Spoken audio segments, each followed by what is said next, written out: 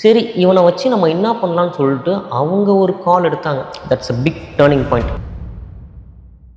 எங்கள் அம்மா அதெல்லாம் பார்த்துட்டு, சரி இவன் ஏதோ ஒன்று உருப்படியாக பண்ணுறான், கிளாஸ் போய் கற்றுக்கிறான், as well as அங்கே போயிட்டு இது மாதிரி டீச்லாம் பண்ணுறான், இவனுக்கு ஏதோ ஒரு ஸ்கில் இருக்குது, சரி இவனை வச்சு நம்ம என்ன பண்ணலாம்னு சொல்லிட்டு அவங்க ஒரு கால் எடுத்தாங்க. எங்கள் வீட்டில் ஒரு போர்ஷன் வந்து ரெண்ட் விட்டுருந்தோம், அவங்க காலி பண்ணிட்டு போயிட்டாங்க.